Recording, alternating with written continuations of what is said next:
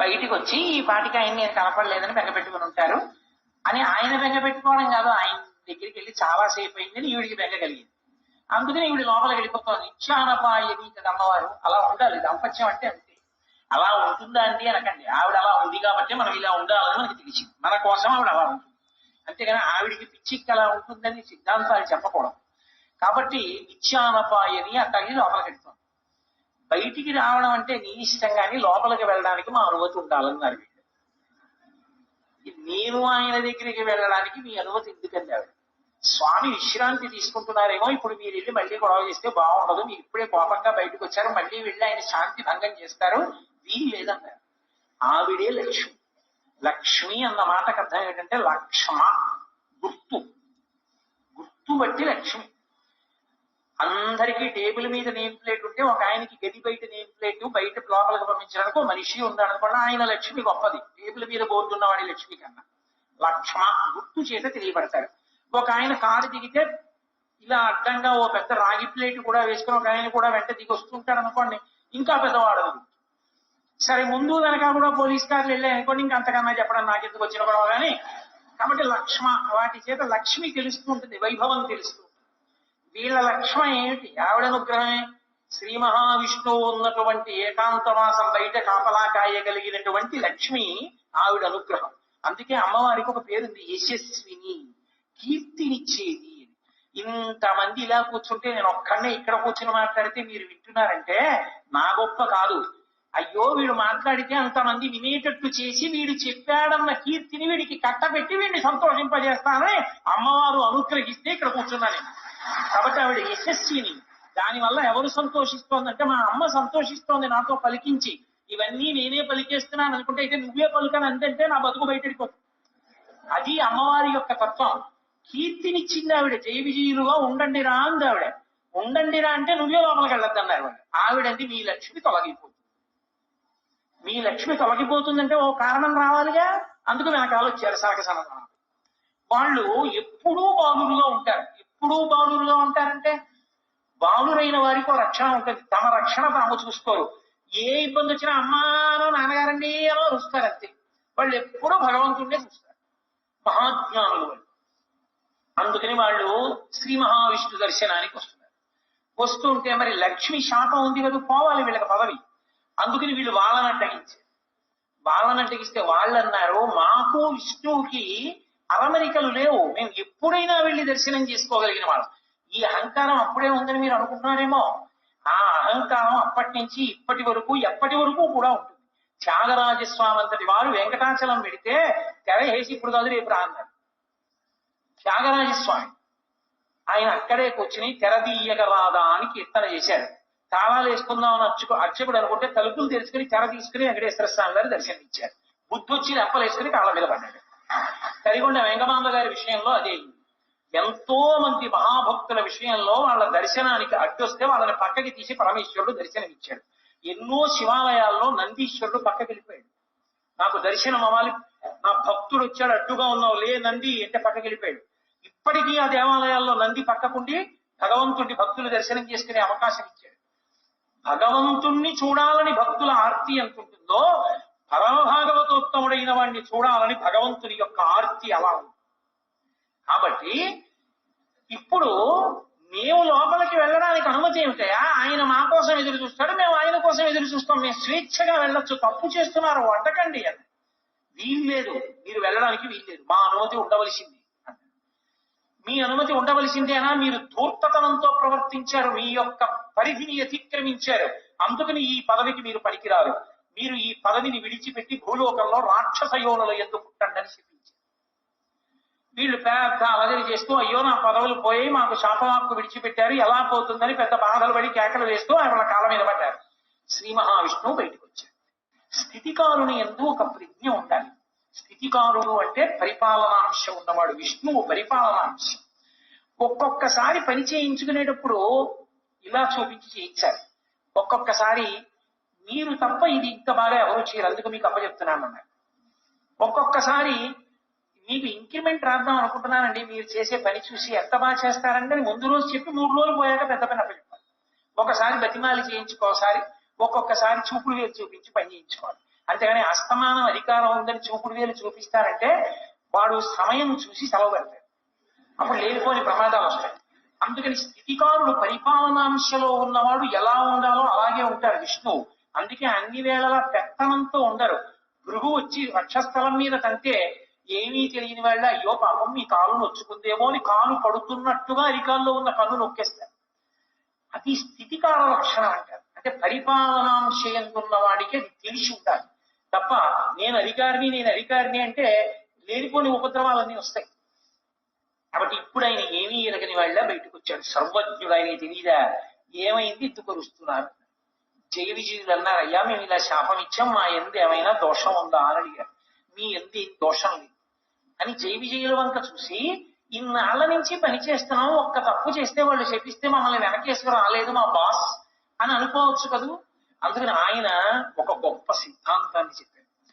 తనువున పుట్టినట్టి పిడితంబొక పుష్ట మహాగతంబు చేవనరితదీయ చర్మము వివర్ణత నొందిన రీతి మృత్యులొప్పని పని చేసిన విభుని బంధుర చారు యశంబు పేరు పెంపును చెడిపోయి దుర్యశము పొందుతున్నందురు విష్టపంబులన్. అసలు ఈ శరీరం ఉంటుంది, ఈ శరీరం ఒకడికి ఏదో కొంచెం నల్లగా ఉంది, ఆయన తెల్లగా ఉండాలని కోరిక. ఈలోగా కుష్ఠవ్యాధి వచ్చి తెల్లటి మచ్చలు వచ్చాయి. అబ్బా ఎలాగో తెల్లగా అవ్వలేకపోయాను కానీ ఎంత బాగుందో తెల్ల మచ్చలు వచ్చినట్టు పెట్టుకున్నాడు అనుకోండి, వేళ్ళు నూడిపోతాయి. తనువున పుట్టినట్టి పెడతంబకు పుష్ట మహాగదంబు చేవనరితదీయ చర్మము వివర్ణత నొందిన రీతి, తన శరీరంలోనే పుట్టిన కుష్ఠవ్యాధి తన శరీరంలోనే పుళ్ళు పుట్టి చీవు నెత్తురు కారి పురుగులు వాలేట్టు చేసినట్టు మృత్యులొప్పని పని చేసిన నా భృత్యులే కదా అని తప్పు చేసినా వెనకేసుకురావడం అలవాటైతే ప్రభువు యొక్క బంధుర చారు యశంబు పేరు పెంపును చెడిపోయి దుర్యశము పొందుతున్నందురు విష్టపంపులన్. అర్థం పర్థం లేకుండా ఎన్ని తప్పులు చేసినా వెనకేసుకు రావడం అలవాటైపోయిన ప్రభువు చిట్ట చివరికి అపకీర్తిని పొందుతాడు. తప్పు చేస్తే తప్పు చేశామని చెప్పవలసిందే, లేకపోతే నా ధర్మం పోతుంది. వాళ్ళకి అవమానం జరిగింది, అవమానం జరగడానికి కారణం మీరు నా భృత్యులని వెనకేసుకొస్తే నా ఒంట్లో పుట్టిన కుష్ఠరోగాన్ని అట్టి పెట్టుకున్నవాడిని. ఇప్పుడు నేను మిమ్మల్ని వెనకేసుకు రాకపోతే మీకు బుద్ధి వస్తుంది, లోకానికి బుద్ధి వస్తుంది, తెలుసుకుంటారు అహంకారం ఎంత ప్రమాదకరమో. కాబట్టి అనుభవించవలసిందే. మీరు 3 జన్మలు రాక్షస యోనుల ఎందు పుట్టండి. 3 జన్మల రాక్షస యోనుల ఎందు పుట్టి వాళ్ళని నిగ్రహించిన పాపం పోయిన తరువాత నా చేతిలోనే సంహరింపబడి తిరిగి మీ స్థానములను మీరు అలంకరిస్తారు. అప్పుడు మీకు ఈ అహంకారం పోతుంది. అహంకారం పోవడం అంటే అంత తేలికండి. అహంకారం పోవడానికి ఎన్ని అవతారాలైనా స్వీకరించవలసి వచ్చిందో చూడండి. తప్పు వాళ్ళది, అవతారాలు అయిన. సీతమ్మ తల్లిని పోగొట్టుకున్న ఒక అవతారం, శిశుపాల దంతభక్తుల్ని చంపడానికి కృష్ణ భగవానుడిగా శిశుపాలుడితో రాజ్యం సభలో నానా మాటలు అనిపించుకున్న ఒక అవతారం. ఇన్ని అవతారాలు ఎత్తి మళ్ళీ తన భృత్యుల్ని తాను తెచ్చుకున్నాడు. ఎంత దయ కలిగినటువంటి స్వామి అవతారంలో. కాబట్టి ఇప్పుడు వాళ్ళు రాక్షస యోనుల యందు జన్మించాలి. వాళ్ళు రాక్షస యోనుల యందు జన్మించడానికి యోగ్యమైన కారణం ఒకటి కల్పింపబడాలి. ఒకనాడు కశ్యప ప్రజాపతి ప్రదోష వేళలో జపం చేసుకుని అగ్నికార్యం చేసుకుంటున్నాడు. ఆయన భార్య అదితి దితి ఇద్దరు ఆయన భార్యలే. అదితి ఎందు దేవతలు పుడతారు, దితి ఎందు దానవులు దైత్యులు పుడతారు. దితికి ప్రదోష వేళలో కామాతురత కలిగి ఆమె భర్త దగ్గరికి వెళ్ళండి, మా తండ్రి తన కుమార్తెలందరినీ నీకు భార్యలుగా ఇచ్చాడు, అందరికీ సంతానం కలిగింది, నాకు సంతానం కలగలేదు. ఎక్కడైనా కులస్త్రీ తన భర్త వలన సంతానాన్ని పొందాలి అని కోరుకుంటుంది అని ఒక అద్భుతమైన మాట. ఆవిడంది, ఏమయ్యా అసలు దీపించిన దీపముచే దీపము 2 కాక సికి ఒకటయ్యున్ అంది. భర్త యొక్క తేజస్సే భార్య యందు ప్రవేశించి మళ్ళీ కొడుకుగా పుడుతుంది. ఈ పుట్టిన కొడుకు ఎవరు? భర్త యొక్క తేజస్సే. కాబట్టి భర్తయే మళ్ళీ కొడుకు రూపంలో ఆమె శరీరంలోంచి బయటికి వస్తాడు. అది ఆడదాని హక్కు, భార్య యొక్క హక్కు. దాన్ని కాదు అనడం ఎలా? కాబట్టి నువ్వు నన్ను అనుగ్రహించి నాకు సుఖాన్ని ప్రసాదించి నేను అయ్యేటట్టుగా అనుగ్రహించు అన్నాడు. అంటే ఆయన అన్నాడు, తప్పకుండా ఇది కోరరాని కోరిక కాదు, ఒక భార్య భర్తని అడగవలసిన కోరిక. కానీ సమయం అనే ఒక మాట ఉంది కదా, లోకంలో ధర్మం దేన్ని ఆశ్రయించి ఉంటుంది అంటే కాలాన్ని కూడా ఆశ్రయించి ఉంటుంది. ఏ కాలమునందు ఏ పని చెయ్యాలో ఆ పని చెయ్యాలి తప్ప ఏ కాలమునందు ఏ పని చెయ్యకూడదో ఆ పని చెయ్యకూడదు. శ్రీరామాయణం సుందరకాండలో వాల్మీకి మహర్షి అంటారు, మహాత్ములకు కూడా కోపం వస్తుంది. ఎందుకు కోపం వస్తుంది అంటే కర్తవ్యం అకృతం కార్యం సతాం మన్యుముదీరయేత్ అంటారు. చెయ్యవలసిన పని చెయ్యడం కాదు, ఏ సమయానికి చెయ్యాలో ఆ సమయానికి చెయ్యకపోతే కోపం వస్తుంది. కాబట్టి ఇది భార్యాభర్తల సంగమ సమయం కాదు. కాబట్టి నా మాట విను, తరుణి ఒక్క ముహూర్తముందు, ఇది సంధ్యాకాలము, ఈ కాలమందరయం భూతగణామృతుండగుచు కామారీతి కామావాతి లీలం ఋషీశ్వర యానంబున సంచరించుటది అభావ్యం వయ్యే. ఈ ఉగ్రవేళన్ రమయింపన్ నిషిద్ధ కర్మంబగు ఎలా ధర్మమున్ వీడగన్. ఓ తిథి నా మాట విను, ఇది ప్రదోష వేళ, ఉగ్రవేళ. అంటే లోకాన్ని బాధ పెట్టేటటువంటి ప్రాణులు, విషం కలిగిన ప్రాణులు సూర్యాస్తమయం తర్వాత నిద్రలేచి అన్నం తినాలి అని ఈశ్వర శాసనం. సత్వగుణం కలిగినటువంటి వాళ్ళందరూ సూర్యోదయ పూర్వం లేచి సూర్యాస్తమయం వరకు లేచి ఉండాలి అని ఈశ్వర శాసనం. ఉగ్రవేళ అంటే ఉగ్రభూతములన్నీ లేస్తాయి, పాములు, తేళ్లు, జెర్రీలు ఇవన్నీ అన్నం తినడానికి బయటకు వచ్చే సమయం. దానితో పాటుగా ఉగ్రభూతాలు కూడా లేస్తాయి. కాబట్టి ఈ ఉగ్రవేళలో కామారాతి లీలన్ భూతగణామృతుండగుచు వృషీశ్వరయానంబన సంచరించుటది అభావ్యం వయ్యే. వృషభవాహనారూఢుడై పరమశివుడు, ఆయన కాముణ్ణి కాల్చినవాడు, ఆయన భూమండలం మీద తిరుగుతాడు అసుర సంఖ్య వేళలో. ఆయన నీకు మనసుకి మరిదవుతాడు, ఆయనకి స్వపర భేదములు లేవు. ఆయన వృషద్విచిత్ర తల్పయో భుజంగముక్తికస్త్రయో గరిష్టరత్నవష్టయో సురుద్విపక్షభక్షయో తృణారవింద చక్షుషో ప్రజామహీ మహేంద్రయో సమప్రవర్తయన్మన కదా సదాశివం భజే. ఆయన అన్నిటి ఎందు సమబుద్ధితో ఉంటాడు. నా వాళ్ళు వాడి వాళ్ళు అన్న భావన ఉండదు. ధర్మాతిక్రమణం చేస్తే ఒప్పుకోడు. కాబట్టి ఈ సమయమునందు భార్యా సంగమం చేస్తే లోకకంటకులైన బిడ్డలు కలుగుతారు. అధర్మం ఎందుకు చెయ్యడం, నా మాట విని కొద్దిసేపు తాళ్ళు. ఆమె కామాతురాణాన్న భయం నలజ్జ, ఆమె తాళలేకపోయింది, ఆయన వస్త్రం పట్టుకు లాగింది. ఆయన వెంటనే వెళ్ళాడు, ఆమె కోరుకున్న సుఖాన్ని ఆమెకి కటాక్షించి వచ్చి ఆచమనం చేసి ప్రణవాన్ని జపం చేయడం ప్రారంభం చేశాడు. కొంతకాలం అయిన తర్వాత ఆమె గర్భం ధరించి వచ్చి అడిగింది, నేను గర్భం ధరించాను నీ తేజస్సు వల్ల అని. ఆయన వెంటనే దివ్య దృష్టితో చూసి అన్నాడు, రమించకూడని ఉగ్రవేళలో నన్ను నిగ్రహించి నాతో రమించావు, కాబట్టి నీ కడుపున పుట్టేటటువంటి సంతానం లోకాన్ని రక్షించేటటువంటిది కాదు. లోక భయంకరులైనటువంటి ఇద్దరు జన్మిస్తారు.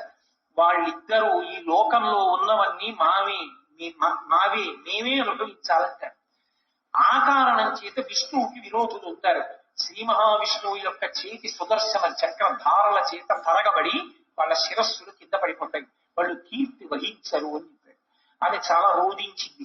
ఆఖరికి ఆమెకి ఇద్దరు కుమారులు కలిగారు.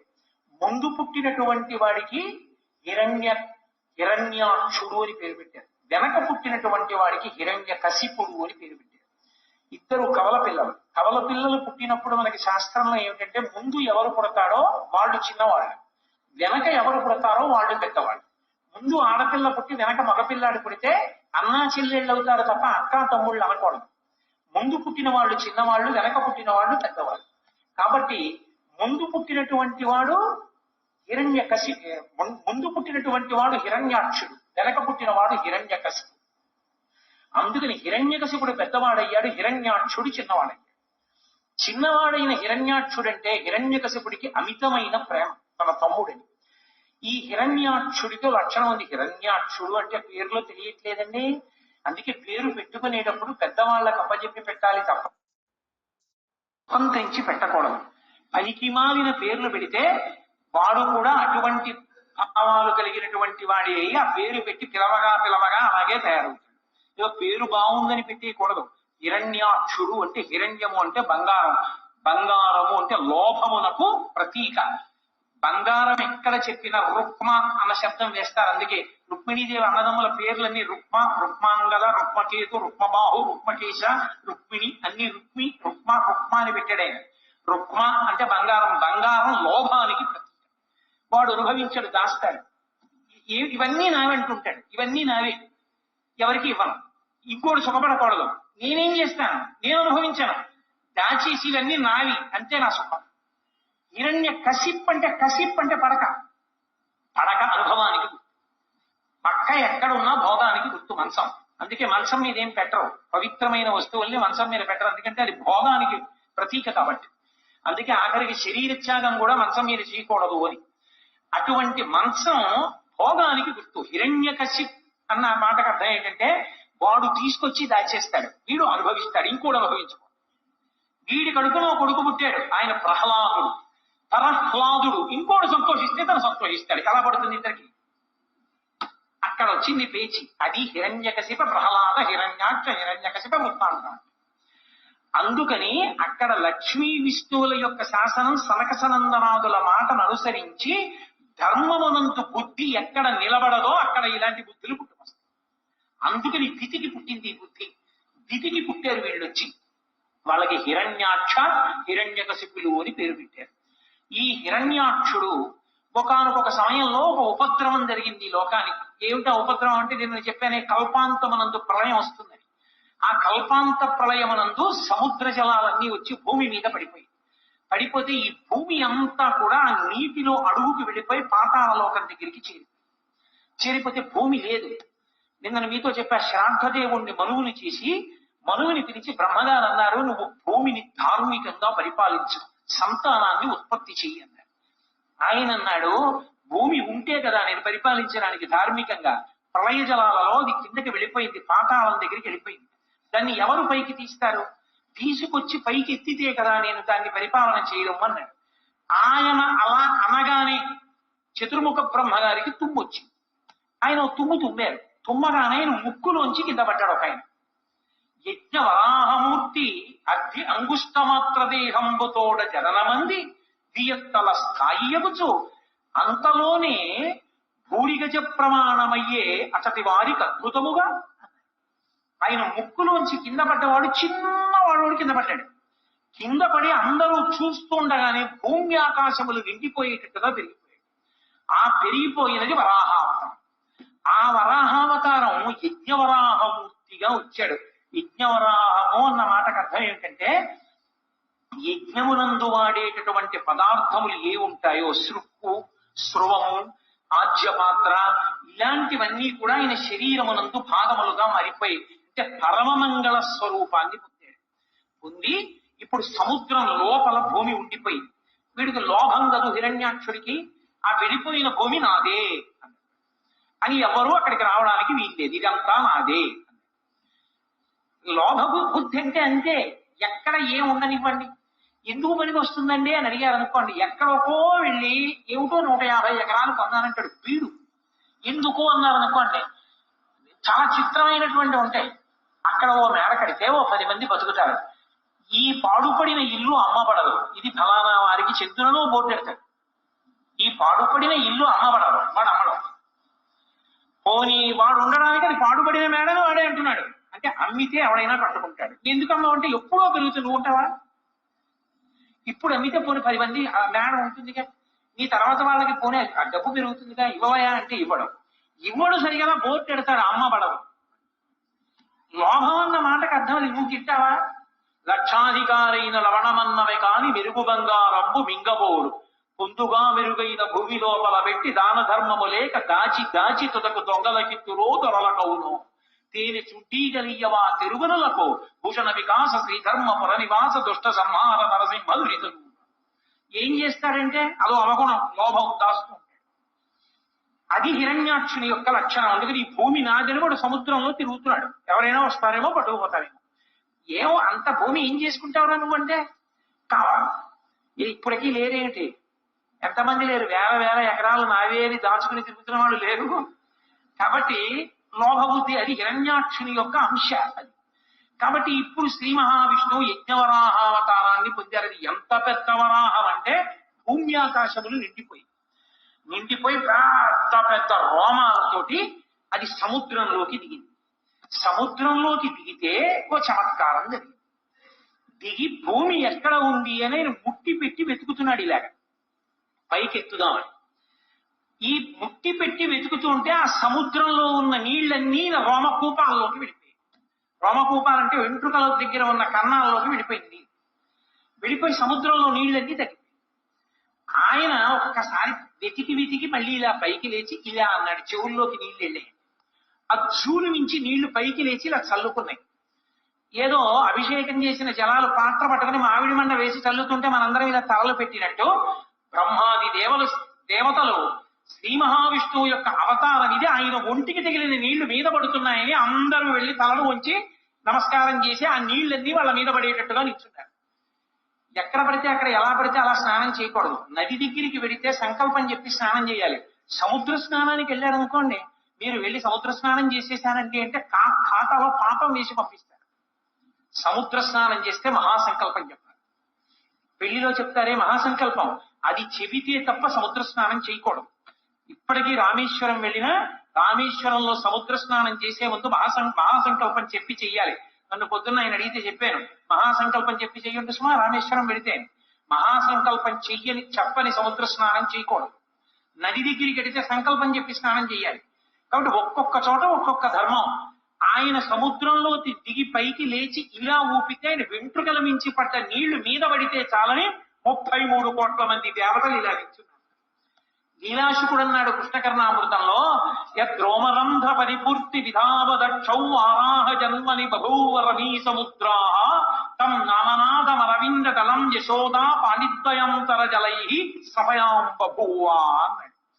ఓ శ్రీ మహావిష్ణువా, మీరు యజ్ఞవరాహమూర్తిగా అవతారమెత్తి సముద్రంలోకి దిగితే సముద్రంలో ఉన్న నీళ్ళన్నీ మీ రోమకూపాల్లోకి వెళ్ళిపోయాయి. అసలు స్నానానికి సరిపోలేదు, బట్ట తడవలేదు, ఒళ్ళు తడవలేదు. అదే మీరు శ్రీకృష్ణ పరమాత్మగా వస్తే నా మోచెయ్యంతుండి ఆ గోపకాంత తొడవ మీద పడుకోబెట్టుకుని ఆ యశోదాదేవి ఇలా దోషిటితో నీళ్లు తీసి మీ ఒంటి మీద పోస్తే పాణిద్వయాంతర జలై స్నపయాం బభూవా, ఆ గోపకాంత అయిన యశోదాదేవి దోషిట్లో నీళ్లు మీ ఒంటి మీద పోసుకోవడానికి సరిపోయాయి. ఎంత విచిత్రమయ్యా! ఒక అవతారంలో సముద్ర జలాలు సరిపోలేదు, ఒక అవతారంలో ఒక గోపకాంత దోషిట్లో నీళ్లు సరిపోయాయి. మహానుభావ, ఏదైనా నీకే చెంది. అలా సముద్ర జలాలన్నీ ఆయన శరీరంలోకి వెళ్ళిపోయాయి. వెంటనే ఆయన ముట్టితో తడిమి పాతాళంతో కలిసిపోయి ఉన్నటువంటి భూమిని పైకెత్తి తన దంస్ట్ర మీద నిలబెట్టాడు. కోర మీద నిలబెట్టి పైకెత్తి భూమిని తీసుకొస్తున్నాడు సముద్ర జలాల నుంచి. అదొక అద్భుతమైన స్వరూపం. భవిష్యోత్తర పురాణంలో ఇప్పటికీ ఒక మాట ఉంది, వ్యాసుల వారు ఒక మాట చెప్పారు. అలా దంస్ట్ర మీద భూమిని నిలబెట్టినటువంటి మూర్తిని కాని వెంకటాచలంలో ఉన్న మూర్తి అపురూప మూర్తి. ఏదో భార్యాభర్తలు గుసగుసలాడుకుంటున్నట్టు ఉంటుంది. స్వామివారు ఇలా ఉంటే లక్ష్మీదేవి ఇలా ఉంటుంది వక్షస్థలం మీద అడ్డంగా. ఆమె చెవు ఇలా ఉందేమో, ఆమె చెవి అయ్యవారి నోటి దగ్గరికి వస్తుంది. అయ్యవారు అమ్మవారితో ఏదో మాట్లాడుతున్నట్టు, ఆవిడ గుండెల మీద చెవి పెట్టి వింటున్నట్టు ఉంటుంది. అపురూపమైన మూర్తి ఆదివరాహమూర్తి. ఆదివరాహమూర్తి మీద ఒక ప్రత్యేకమైన స్తోత్రం ఉంది. ఆ స్తోత్రాన్ని నియమబద్ధంగా చదివినటువంటి వాళ్ళకి లభించనటువంటి కోరిక ఉంటుంది, అంత శక్తివంతం. అందుకే శంకరాచార్యుల వారంతటి వారు సౌందర్య లహరి చేస్తూ అమ్మవారి మీద శ్లోకం చెప్తూ పరమ విష్ణు భక్తుడు శంకర భగవత్పాదుడు. అందుకే అమ్మవారి పాదం సంసారం అనేటటువంటి సముద్రంలో మునిగిపోయిన వాడిని పైకెత్తడంలో ఎటువంటిది అంటే, సముద్రంలో మునిగిపోయినటువంటి భూమిని పైకెత్తినటువంటి ఆదివరాహమూర్తి యొక్క కోర వంటిది అని అవిద్యానామంతస్తిమిరమిహిరోద్దీపనగరీ జడానాం చైతన్య స్తవక మకరంద శృతిఝరి దరిద్రాణాం చింతామణిగుణనికా జన్మ జలధౌ నిమగ్నానాం దంస్ట్రా మురరిపవరాహస్య భవతి అన్నారు. దంస్ట్రామరరిపవరాహస్య భవతి. తన కోర మీద భూగోళాన్ని నించోపెట్టి సముద్ర జలాల్లోంచి అడుగులు పైకి వేస్తూ వస్తున్నాడు. వీడు చూశాడు హిరణ్యాక్షుడు. నాదిని కదు భావన, నువ్వెవడు వెతుకుపోతున్నావు నాది అన్నాడు. ఆయన ఏం మాట్లాడలేదు, భూమిని పైకి తీసుకొస్తున్నాడు. భూకాంత ఆయన్ని గట్టిగా కౌగిలించు. ఈయన గదలతోటి త్రిశూలంతో ప్రహారం చేశాడు. ఇద్దరి మధ్య ఘోరమైన యుద్ధం జరుగుతోంది. ఎలా? దంస్ట్ర మీద భూదేవిని నిలబెట్టి ఎవరి కోసం? సృష్టిలో మనుష్యులకు ఆధారం ఉండదు జీవరాశికి. జీవరాశికి ఆధారం లేకపోతే ఏమవుతుంది? ఆధారం లేకపోతే మన పాపపుణ్యాలు పోగొట్టుకునే అవకాశం ఆగిపోతుంది. పుట్టుతున్నాం అనుకోండి, మనం చేసుకున్న పాపం పోగొట్టుకుని పుణ్యాన్ని కొత్తగా చేసుకోవచ్చు. లేదా అసలు పుణ్యము లేదు పాపము లేదు, రెండు సున్నా అయిపోయి అనుకోండి, ఇక పుట్టడానికి అవసరం లేదు. పాపం పుణ్యం లేనప్పుడు ఇక పుట్టడానికి శరీరం ఎందుకు, ఏం అనుభవించడానికి పుట్టాలి? ఇక పుట్టడం. అలా చేసుకోవాలంటే శరీరం ఉంటేనే సాధ్యం అవుతుంది. అందుకే ఈశ్వరుడు పుట్టుక ఇవ్వడం దయ. అటువంటి మహానుభావుడు ఈ జీవరాశి అంతా నిలబడడానికి భూమిని ఉంచాలని దెబ్బలు తింటూ భూదేవిని పైకి తీసుకొచ్చాడు. అది ఆయన కారుణ్యం. అందుకే ఆదివరాహమూర్తి యొక్క స్వరూపం లాంటి దయ కలిగిన స్వరూపం ఇక ప్రపంచంలో అంతటి దయ కలిగిన వాడు. నేను మీతో మనవి చేశా, అవతారము అనగానే పక్కన దయా అన్న మాట ఉంటుంది. కాబట్టి ఇప్పుడు ఆ హిరణ్యాక్షుడు ప్రదోష వేళ అయింది, యుద్ధం చేస్తున్నాడు. యుద్ధం చేస్తుంటే బ్రహ్మాది దేవతలు అన్నారు, చీకటి పడితే వాళ్ళ శక్తి పెరుగుతుంది, కాబట్టి మహానుభావ సంహారం చేయమన్నారు. ఆయన ఏదో గతదారించి అసహ్య విక్రమ సమగ్ర స్ఫూర్తితో వేయగా దాన్ని యజ్ఞవరాహమూర్తి తప్పించి, ఆ హిరణ్యాక్షుడు విసిరినటువంటి గదని తప్పించి ఒక్కసారి ఆ రెండు కోరలు విదల్చి తన చేతిని ఎత్తి ప్రహారం చేసి ఒక్క దెబ్బ కొట్టారు గుండెల మీద. హడావిడి చెయ్యడమే గాని భగవంతుడు ఎదురుగుండా కనపడినప్పుడు ఎంతసేపు అండి, నెత్తురు కక్కుకున్నాడు, వెంటనే అక్కడ పడి శరీరాన్ని విడిచిపెట్టేశాడు. అక్కడతో హిరణ్యాక్షుని యొక్క సంహారం పూర్తయిపోయింది. హిరణ్యాక్షుణ్ణి సంహరించడంలో కూడా దయ ఉంది. ఎందుకని? అహంకారంతో తన పదవిని పోగొట్టుకున్న జయ విజయులలో ఒకడు పొందినటువంటి మొట్టమొదటి జన్మ రాక్షస యోని యందు పుట్టిన జన్మలలో ఒకటి అదిగో ఆ హిరణ్యాక్షుడు. ఆ హిరణ్యాక్షుడుగా శరీరం విడిచిపెట్టేశాడు అంటే మళ్ళీ భగవంతుని మ్రోల ద్వారపాలకుడుగా వెళ్ళిపోవడానికి ఒక అడుగు ముందుకు వేసేశాడు అని. భగవంతుడే సంహరించి మళ్ళీ తన హక్కున చేర్చుకున్నాడు. అందుకే సంహార ప్రక్రియ ఎందుకు కూడా దయే ఉంటుంది భగవంతునిలో. అలా హిరణ్యాక్ష సంహారం చేసినటువంటి పరమోత్కృష్టమైనటువంటి అవతారములలో ఒకటి యజ్ఞవరాహావతారం. యజ్ఞవరాహావతారాన్ని స్మరిస్తే చాలు రక్షణ కలుగుతుంది. యజ్ఞవరాహావతారాన్ని ఒక్కసారి తలుచుకుంటే చాలు మంగళం కలుగుతుంది. ఎందుకంటే అది యజ్ఞం యొక్క స్వరూపం. యజ్ఞము ఎక్కడ తలుచుకున్నా మంగళమే. అందుకే యజ్ఞ సాధనములతో కూడుకున్నటువంటి అమరికతో ఉన్న యజ్ఞవరాహావతారం యొక్క సంస్మరణ మంగళములకు దారితీస్తుంది. అందుకే ఒక్కసారి యజ్ఞవరాహమూర్తిని తెలుసుకుని నమస్కారం చేస్తే చాలు. పోతన గారి జీవితంలో ఒక అద్భుతమైన ఘట్టం. పోతన గారు పర్ణశాలలో కూర్చుని భాగవతాన్ని ఆంధ్రీకరిస్తున్నారు. కర్ణాటకకి చెందిన ప్రభువు పోతన గారు నాకు భాగవతాన్ని అంకితం ఇవ్వనంటున్నారు, అందుకని చెప్పి వెళ్లి బంధించి తీసుకురమ్మని సైన్యాన్ని పంపించాడు. తీరా వాళ్ళు వెళ్లి పోతన గారిని బంధిద్దాం అనుకుంటే పర్ణశాల ముందు ఒక పెద్ద వరాహం ఒకటి పడుకుంది, తెల్లటి పంది. ఆ శ్వేత వరాహం కోరలు చూపించి పెద్ద అరుపరిచింది. భయపడిపోయి వాళ్ళు వెనక్కి వెళ్ళిపోయారు. సైన్యాధిపతి వచ్చాడు, ఆయన కూడా ఆ వరాహాన్ని చూసి భయపడిపోయి వెళ్ళిపోయాడు. మహారాజే స్వయంగా వచ్చాడు. అసలు ఆ వరాహమూర్తిని చూసి హడిలిపోయి చేష్టలు ఉడిగిపోయి ఉండిపోయారు. లోపల మహానుభావుడు పోతన గారు ఆయన్ని నిగ్రహించిన భాగవతం నాకు అంకితం ఇవ్వమని ఒక్కసారి దర్శనం చేసుకెళ్ళిపోవాలనుకున్నాడు. ఆయన అలా అనుకోగానే పడుకున్న వరాహం లేచి ఒళ్ళు విదల్చుకుని నడుచుకుంటూ వెళ్ళిపోయింది. ఈయన లోపలికి వెళ్ళాడు. రాజు తన పరివారంతో వెళ్లి పోతన గారి దర్శనం చేసుకుని నమస్కరించి, అయ్యా నేను నీ పర్ణశాలలో వద్దాం అనుకున్నాను, బయట అంత పెద్ద వరాహం కరుకుని అరుస్తోంది, ఆ అరుపు మీకు వినపడలేదా, మీరు ఎలా అంధ్రీకరిస్తున్నారన్నారు. పోతన గారు రెండు చేతులు ఎత్తి నమస్కరించి అన్నారు, నేను యజ్ఞవరాహమూర్తి ఆవిర్భవించినటువంటి ఘట్టాన్ని అంధ్రీకరిస్తున్నాను. మీరు బహుశా భాగవతాన్ని బలవంతంగా పుచ్చుకోవాలని వచ్చారు.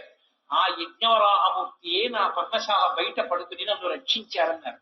పోతన గారిని రక్షించినటువంటి అవతారం ఆ యజ్ఞవరాహ అవతారం. Next 20 seconds